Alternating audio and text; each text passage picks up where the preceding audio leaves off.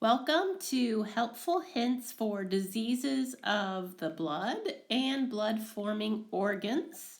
Also in this chapter, we cover disorders involving the immune mechanism.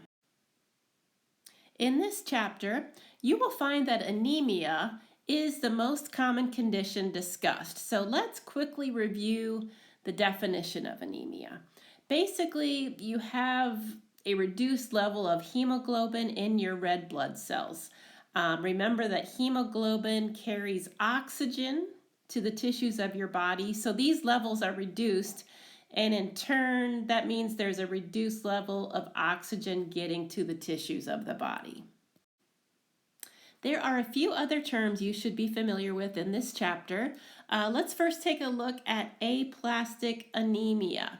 So remember back to your wonderful and favorite medical terminology course here, breaking down the term aplastic. So we have the prefix a meaning without, the combining form plast meaning forming or developing, and the suffix ic, pertaining to.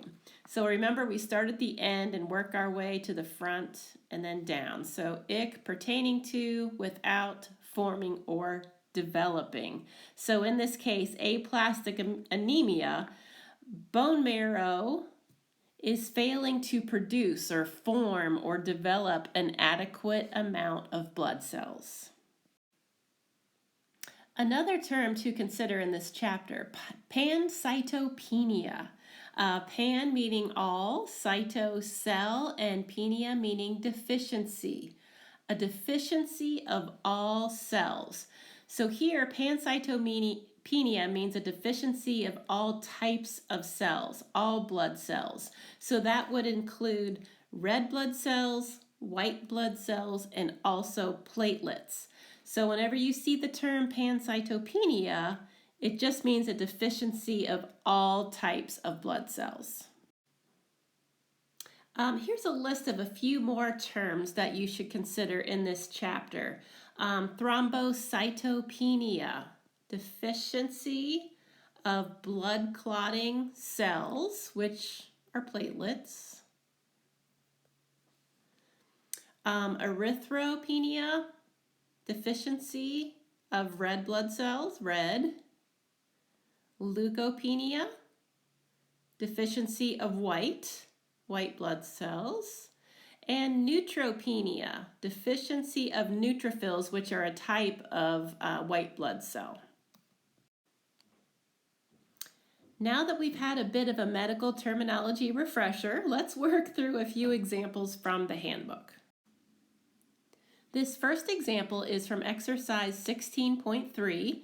Here we have the diagnosis statement of aplastic anemia due to accidental benzene exposure, subsequent visit. So let's begin with this term, benzene. Do you know what that is? Do you know what that means? What is benzene? If you know, that's awesome. That's great. If not, please look it up. Try to understand what you're dealing with here. Don't be afraid to do a little research. We've mentioned in the coding roundtable how important it is for coders to do their own personal research, their own homework when necessary, and this looks like it's going to be one of those times. So after a little research on your own, you come to find out that benzene is a toxic liquid. It's a chemical.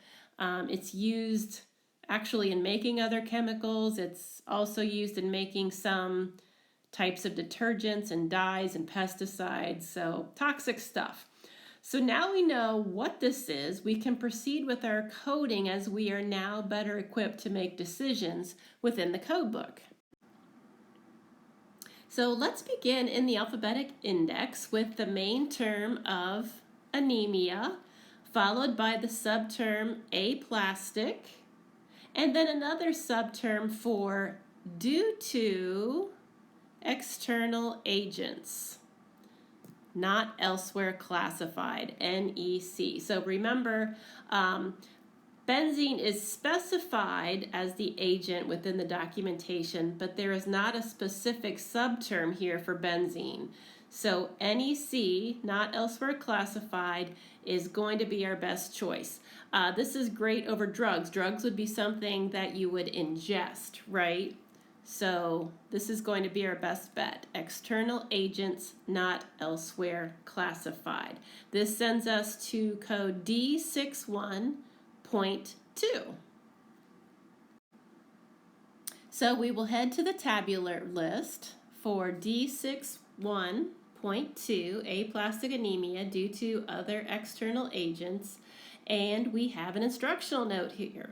Code first, if applicable, toxic effects of substances, chiefly non-medicinal as to source. So we know we have a chemical here, it's non-medicinal. So it wants us to pull in the toxic effects. It sends us in the tabular list to section or categories T51 through T65. You could head straight there in the tabular list, read up, read down, scroll through, try to find an entry for benzene. However, we do have another option.